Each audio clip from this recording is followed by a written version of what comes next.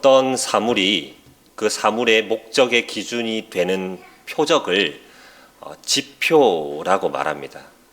이 정의의 포인트는 목적 그리고 기준입니다. 좋은 에어컨을 판단할 수 있는 지표는 시원하게 하는 목적을 어느 정도 수준 또는 기준 이상을 다하고 있는가를 보면 될 것입니다. 웨스터민스터 소요리 문답 제1문은 사람의 제일 되는 목적이 무엇인가 라고 묻습니다. 말이 좀 우습습니다만 사람인가 아닌가를 볼 수 있는 지표가 무엇이냐고 묻는 것만 같죠. 그리고 이에 대해 답하기를 사람의 제일 되는 목적은 하나님을 영화롭게 하고 그를 영원토록 즐거워하는 것이다 라고 말해주고 있습니다. 이것이 사람의 지표가 되겠지요. 주목할 만한 것은 그를 영원토록 즐거워하는 것, 바로 이것에 있다 생각합니다. 사실 인간이 절대로 이해할 수 없는 개념들 중에서 으뜸은 아마 영원이라는 단어가 아닌가 싶습니다. 영원이라는 개념 안에 우리의 역사라는 제한된 시간이 존재하기 때문에 이 제한된 시간 안에 살아가는 사람들은 그 범위 밖에 있는 영원을 절대로 다 이해할 수가 없습니다. 자, 그리 보면 이 지표를 따라서 영원토록 하나님을 즐거워하는 삶이라는 것은, 그렇게 살아간다는 것은 사람에게 어쩌면 불가능한 일이 아니겠습니까? 그런데 우리 신앙의 표준이 되는 이 요리문답의 제일 처음에 말하는 것이 바로 절대로 우리가 이해할 수 없는 그 영원한 삶 가운데서 오직 하나님만을 추구하라라고 얘기하고 있다라는 것이죠. 이렇게 사는 것이 바로 사람의 본질이고 정체성이기 때문에 그렇습니다. 여러분, 하나님 한 분만으로 즐거워하는 삶이 어찌 쉽겠습니까? 삶의 곳곳에 도사리고 있는, 그리고 엄습하는 갖가지 문제들을 덤덤히 넘기는 일은 그리 만만한 일이 아닙니다. 눈물 많은 세상에서 오직 하나님만을 즐거워하며 산다는 것은 참 어려운 일이지요. 그러나 이것이 제일 되는 목적이라고 말하고 있고 사람다움의 지표라고 우리에게 일러줍니다. 종종 실패해도 다시 그를 즐거워하고 다시 그를 더욱 깊이 가까이 하라라는 것을 가르쳐주고 있습니다. 저는 이와 같은 애씀이 절실한 우리의 삶을 하나님을 추구하는 삶이라고 이름 붙여보면 어떨까 싶습니다. 하나님을 추구하는 삶을 산 대표적인 인물을 꼽으라면 다윗을 들 수 있을 겁니다. 그의 인생은 거의 모든 과정에서 오직 하나님만을 쫓았고 하나님만으로 기뻐하는 삶이었습니다. 그래서 성경은 그를 하나님의 마음에 맞는 사람, 하나님의 뜻을 쫓아 섬겼던 사람, 이렇게 표현해 주고 있어요. 그런데 오늘 본문은 이런 하나님을 추구하는 삶에서 안타까운 오점을 남긴 한 사건을 다루고 있습니다. 바로 우리아의 아내 밧세바와의 동침 사건이에요. 함께 읽은 본문은 앞에 있는 11장과 연결해서 보아야 하는 대단히 범위가 넓은 본문이라고 할 수 있습니다. 다윗이 밧세바를 범한 후에 하나님이 나단 선지자를 그에게 보내셨어요.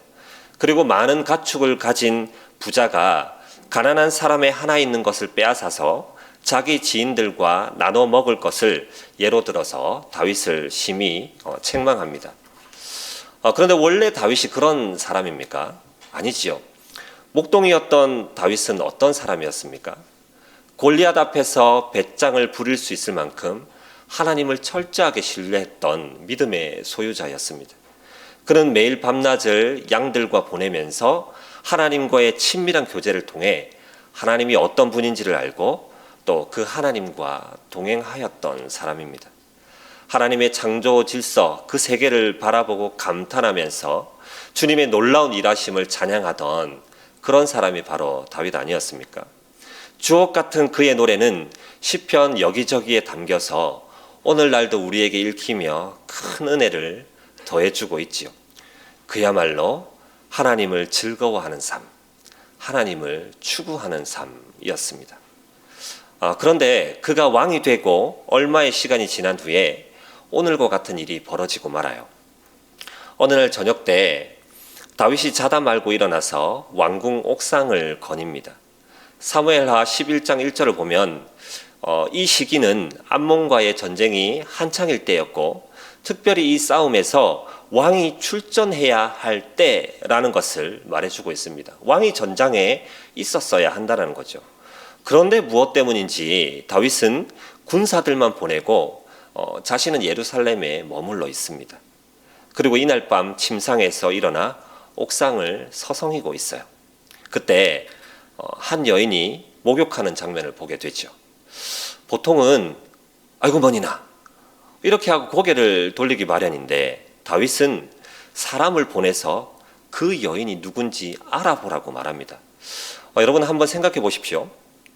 망원경을 든 것도 아니고 카메라에 멀리 잡힌 것을 화면에 확대해서 보는 그런 장면도 아닙니다. 옥상에 있던 다윗의 육안으로도 볼 수 있을 정도로 가까운 거리에 있던 집이었어요. 순간 본 여인을 단번에 아름답다 느낄 수 있을 만큼 왕궁에서 아주 가까웠다라는 거죠. 그런데 그렇게 왕궁과 가까운 곳에 사는 사람이라면 어떤 사람일까요? 그 신분이 불분명한 사람일까요? 아닐 겁니다. 아마도 왕의 충직한 신하이거나 혹은 그런 신하들에 의해서 신원이 보증된 사람 아니겠습니까? 아니나 다를까 그 여인은 다윗 자신을 대신해서 최전선에서 싸우고 있는 충직한 군인 우리아라는 사람의 아내였습니다. 자, 보냈던 신하의 얘기를 들어보니까 남편이 있는 여인이고 그 남편이 바로 우리아입니다. 이렇게 일러주었던 것 같아요. 이쯤 되면 그래? 하고 말 일이지 그걸 또 전령을 보내서 밧세바를 불러옵니다. 그리고는 끝내 동침을 하고 하나님 앞에 득죄하고 말아요. 얼마간 시간이 흘렀을까요? 밧세바가 자신의 임신 사실을 알고 다윗에게 기별을 하지요. 이때부터 다윗의 죄악은 걷잡을 수 없는 길로 치닫습니다. 더욱 치밀해지고 더욱 간교해집니다. 자신의 죄악을 숨기고 덮기 위해서 온갖 일들을 꾸미기 시작하죠. 결국에는 밧세바의 남편 우리아를 교묘한 술수로 죽여버리는 데까지 이르고 말아요. 오늘 본문 이하에는 다윗의 죄악에 대해 나단 선지자의 책망이 이어지는데요. 어찌해서 네가 여호와의 말씀을 업신여기고 악을 행하였느냐. 10절에는 이제 네가 나를 업신여기고 우리아의 아내를 빼앗아 내 아내로 삼았은즉 칼이 내 집에서 영원토록 떠나지 아니하리라 라며 크게 책망하고 있습니다. 이 강력한 책망에 담겨 있는 본의가 무엇입니까? 다윗이 하나님을 업신여겼다고 말하고 있는 거죠. 지금 이 순간 다윗은 하나님과의 관계가 온전하지 못하다는 것을 알 수 있어요. 선대왕 사울이 하나님을 존중하지 않아 버림받았던 것처럼 다윗도 하나님을 존중하고 있지 않는 것입니다. 오직 하나님을 추구했던 자신의 삶에서 욕망과 쾌락을 쫓아 죄를 범한 치욕스러운 사건으로 그 모습이 바뀌어버리고 말아요. 사랑하는 성도 여러분, 사람이 오직 하나님만을 추구하지 않고 하나님과의 관계가 무너지게 되면요, 사람이 소유한 돈이나 명예, 권력이나 지식 등은 정말 위험한 재앙이 될 수 있다는 것을 깊이 새겨야 합니다. 왜 그럴까요? 여러분, 만일 다윗이 왕만 아니었다면 이러한 경악스러운 죄를 범할 수 있었겠습니까? 그저 양이나 치는 자였다면 남의 아내를 빼앗고 이를 숨기려고 살인까지 저지르는 이 악행은 저지를 수 없었을 것 아니겠어요? 주 안에 사랑하는 성도 여러분, 그러면 우리 삶을 한번 짚어보시겠어요? 교회 안팎에서 제법 말의 힘을 갖고 여러 일을 만들어 가실 수 있는 분들이 있을 거예요. 그런데 때때로 그 힘을 부끄러운 죄악에 사용하고 있지는 않습니까? 내 욕심을 따라 과욕을 부리고 눈먼 선택으로 어느 누군가에게 고통을 주고 그들의 삶을 무너뜨리고 있지는 않습니까? 우리 자신에게만 해당되는 일도 아닙니다.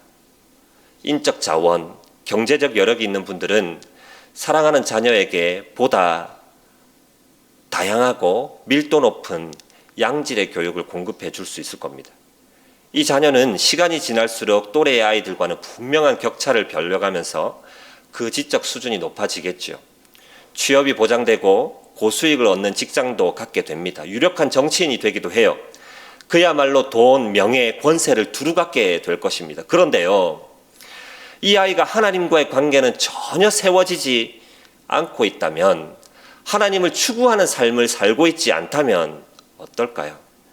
그의 삶이 하나님에게서 멀어져 있다면 어떻겠습니까? 유년기, 청소년기, 청년기를 지내면서 단 한 번도 친밀한 하나님과의 교제가 없는 아이들이라면 어떻게 될까 생각해 봐야 하지 않겠습니까? 과연 이러한 아이들의 생각하는 바가, 추구하는 가치가 하나님의 마음에 맞는 것이라 장담할 수 있겠습니까? 솔직히 지금 가만히 봐도 내 자식이지만 변변치 않은 믿음 생활 하고 있다는 거 잘 알고 계시지 않으십니까? 여러분, 이런 아이가 하나님을 추구하지 않는다면 과연 그는 무엇을 추구하고 어떤 것을 쫓아 살아갈까요? 다시 질문드립니다. 오직 하나님만으로 즐거워하는 삶이 아니라면 이 아이는 무엇을 삶의 기쁨으로 갖고 살겠습니까? 돈, 권세 노름, 성적 쾌락, 그 무엇이 되어도 이상하지 않을 것입니다. 그가 범하는 죄악은 더욱 치밀하고 완악해지겠죠. 돈이 없어서 행하지 못하는 죄악, 권력이 없었기에 넘볼 수 없었던 숱한 죄악들을 얼마든지 범하고 마는 거예요. 그래서 가난한 가정에서 자란 아이들은 생각조차 할 수 없는 마약 범죄, 말도 안 되는 성범죄 등이 힘을 가진 이들이 행할 수 있는 것인 거예요. 자, 그리고 또 한 가지요. 단지 교회에 나오긴 하는데 근근히 끝만 붙들고 있는 경우를 생각해 봐야 할 겁니다. 건실하게 하나님을 추구하는 삶이 아닐 거예요. 그런데 우리 마음 가운데는 무엇이 있어요? 미루어 짐작함이 있죠. 그것을 믿음이라고 말할 겁니다. 가만두어도 교회를 떠나지 않으면 꽤 윤리적으로 도덕적으로 괜찮은 사람, 칭찬받는 사람으로 크면 그뿐이다 생각할 수 있습니다. 똑똑한 아이들이니까 오며 가며 들은 얘기들이 일부 그들의 마음 가운데, 생각 가운데 남아있겠죠. 그런데 이런 아이들이 훗날 교회의 일꾼이 되고 나아가 중직이 되면 정말 큰 문제가 되고 말아요. 하나님을 아주 얄팍하게 인식하고 있으면 자신이 범하는 죄를 엉뚱하게 변호하기 때문에 그렇습니다. 사무엘하 11장 4절에는 다윗이 전령을 보내서 그 여자 곧 밧세바를 자기에게 데려오게 하였다는 것을 말해요. 그리고 그 다음에 그 여자가 그 부정함을 깨끗하게 하였으므로 동침했다라고 다윗이 이 상황을 어떻게 이해하고 있는가를 말해주고 있는 거죠. 이게 무슨 말이냐면요, 이웃의 아내를 탐하여 죄를 범하고 있는 이 큰 죄악을 행하면서 정결법을 따라서 행했다라는 거예요. 이것은 마치 남의 물건을 훔치는 도둑이 주일 성수한답시고 주일에는 물건을 안 훔치겠다고 하는 것과 다르지 않은 거예요. 남녀 지위 고하를 막론하고 이와 같은 교인들이 얼마나 많은지 모릅니다. 자신의 권세에 기댄 야욕에 하나님의 뜻이라는 이름을 덧입히고 윽박질러서 이를 도모하지만 이것은 그저 하나님을 업신여기는 행동에 지나지 않는 거예요. 왜 그렇다고요? 하나님을 추구하는 삶이 아닌데, 하나님과의 관계가 엉망인데 너무 많은 것을 가져서 재앙이 됐기 때문에 그런 것입니다. 반면에 우리는 또 다른 한 인물을 생각해 볼 수 있어요. 비전의 사람으로 통하는 바로 요셉입니다. 창세기 39장 8절에서 9절을 보면 요셉이 보디발의 아내의 유혹을 뿌리치던 장면이 나옵니다. 통쾌하죠. 제가 읽어드리겠습니다. 요셉이 거절하며 자기 주인의 아내에게 이르되 내 주인이 집안의 모든 소유를 간섭하지 아니하고 다 내 손에 위탁하였으니 이 집에는 나보다 큰 이가 없으며 주인이 아무것도 내게 금하지 아니하여서도 금한 것은 당신뿐이니 당신은 그의 아내임이라. 그런즉 내가 어찌 이 큰 악을 행하여 하나님께 죄를 지으리까. 아멘. 다윗과 비슷한 상황 아닙니까? 주인이 요셉에게 호의를 베풀고 아낌없는 신뢰를 주었습니다. 그런 주인의 아내가 자신을 유혹할 때 요셉은 내가 나를 신뢰하는 주인을 배반하면 안 되지. 그의 가정에 고통을 주어서는 안 되지. 이렇게 생각한 것이 아니에요. 주인의 아내에게도 내가 어찌 주인에게, 보디발에게 이 같은 죄를 지을 수 있겠습니까? 라고 하지 않습니다. 뭐라고 얘기를 했죠? 내가 어찌 이 큰 악을 행하여 하나님께 죄를 짓겠습니까? 라고 말하고 있어요. 주인의 신뢰를 얻고 팔려온 종으로서는 기대할 수 없는 호사를 누리고 있지만 이 모든 것을 주신 분이 하나님임을 아는 것이지요. 사랑하는 성도 여러분, 과연 요셉은 비전의 사람이 맞습니까? 그가 제국의 총리가 되었으니 이를 바라보고 견딘 요셉이기 때문에 그러하다 말씀하시겠습니까? 아니요. 그는 칠흑 같은 자신의 삶 가운데 함께 하시면서 그저 은혜만을 더하신 하나님과 하루하루를 살아내었던 것 뿐입니다. 그는 그저 하나님을 추구했던 것 뿐입니다. 그저 하나님과 함께하며 하나님을 업신여기지 않은 거예요. 요셉의 인식에는 늘 하나님이 있었어요. 자신에게 주어진 모든 것이 하나님이 주셨기 때문에, 그렇기 때문에 누리는 것은 하나님으로부터 온 것일 뿐 하나님보다 좋은 것이 아닌 것이죠. 이를 토대로 말씀을 정리하고 싶은데요. 하나의 질문과 이에 대한 대안들을 조금 찾아보기를 원합니다. 여러분, 하나님을 영원토록 즐거워하는 삶, 곧 하나님을 추구하는 삶이 정말 어렵다라는 것 경험하고 계시지요. 다윗도 이렇게 넘어진다면 하물며 우리는 어떻겠습니까? 그럼 우리는 어떻게 하면 다시 하나님을 추구하는 삶으로 살아갈 수 있겠습니까? 다윗의 이 변화된 모습을 보니 우리는 알 수 있습니다. 시편 51편은 다윗이 밧세바와 죄를 범한 후에 고통 가운데 기록한 시입니다. 4절을 보면 내가 주께만 범죄하여 주의 목전에 악을 행하였다라고 말해요. 자신이 범한 죄의 실체는 하나님을 업신여긴 것이라는 것을 깨달아 알게 되었어요. 본문 13절에도요. 나단 선지자의 불같은 책망에 다윗은 나단에게 이르되 내가 여호와께 죄를 범하였다라고 자신의 죄를 고백하고 하나님께로 돌이키고 있습니다. 다시 하나님을 추구하는 삶의 첫걸음은 우리의 그릇된 삶과 가치를 회개하고 돌이키는 거예요. 하나님을 추구하는 삶을 망치지 않기 위해 죄와 싸워야 하겠지만 때때로 넘어진 후에도 여전히 우리가 붙잡아야 할 영원한 삶은 하나님을 추구하는 삶인 줄 알고 돌이켜야 하는 것이죠. 그런 은혜가 저와 여러분의 있기를 소망합니다. 누가복음 23장 28절에는 이런 말씀이 있습니다. 예수께서 돌이켜 그들을 향하여 이르시되 예루살렘의 딸들아 나를 위하여 울지 말고 너희와 너희 자녀를 위하여 울라라고 말씀합니다. 예수님의 이 고통스러운 구속 사역이 성취되어 가는 한 정점에서 예수님으로 인해 우는 이들에게 예수님이 뭐라고 말씀하셨어요? 너희 그리고 너희 자녀를 위해 울어라 라고 말씀합니다. 오늘 본문에서 얘기하듯 이 예루살렘의 멸망, 다윗의 가문의 멸망을 얘기할 때 다윗이 행하였던 바는 회개함이었죠. 오늘 주님께서 예루살렘의 멸망을 예고하시면서 동일한 말씀을 주시고 있습니다. 실제로 예루살렘은 훗날 티투스에 의해서 완전히 정복당하고 멸망되어요. 일각의 얘기를 빌자면 먹을 것이 없어 자신의 자녀를 삶아 먹는 일들까지 행하여졌다라고 얘기를 합니다. 그런 어려움 가운데 놓여있는 닥쳐올 미래에 아무것도 준비할 수 없는 이들에게, 연약한 이들에게 주님이 말씀하시는 것은 너희와 너희 자녀를 위해 울라라고 말씀합니다. 해당 구절의 여러 해석은 나중으로 하고요. 분명한 가르침 하나는 그 무엇도 할 수 없는 이들이 행할 바가 자신과 자녀들을 위해 우는 일이라는 거예요. 울면 다 됩니까? 그런 의미가 아니죠. 여러분, 우리가 언제 울지요? 포기가 안 될 때 우는 거예요. 버릴 수 없으니 우는 겁니다. 지키고 싶은데 내 힘이 없기 때문에 우는 거예요. 우리는 이 눈물 뒤에 나가야 할 그 다음이 있죠. 바로 예루살렘의 딸들에게 울라 하시며 십자가를 지고 가시는 그분께로 나아가는 거예요. 울라 하신 그분이 또한 은혜를 주실 것을 기대하는 것입니다. 그리고 또 하나 볼 것입니다. 사도행전 16장 2절에 등장하는 디모데의 평가인데요.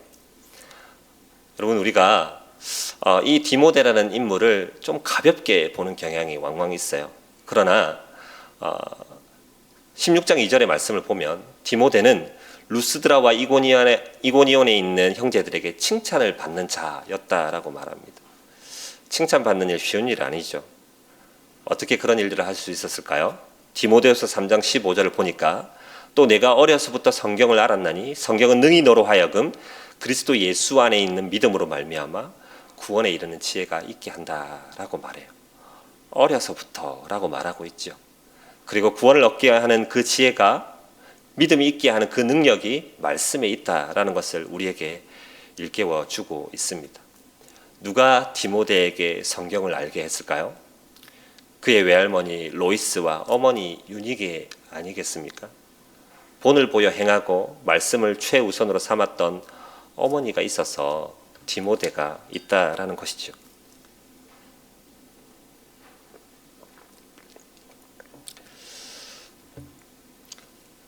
어느 날 가족들과 함께 식사를 하는데 아들아이가 제게 이런 질문을 하는 겁니다. 아빠, 왜 기도 안 하세요? 식기도를 해야 된다고 그렇게 가르치면서 정작 목사인 저는 1,000원짜리 밑으로는 잘 하지 않는 거죠.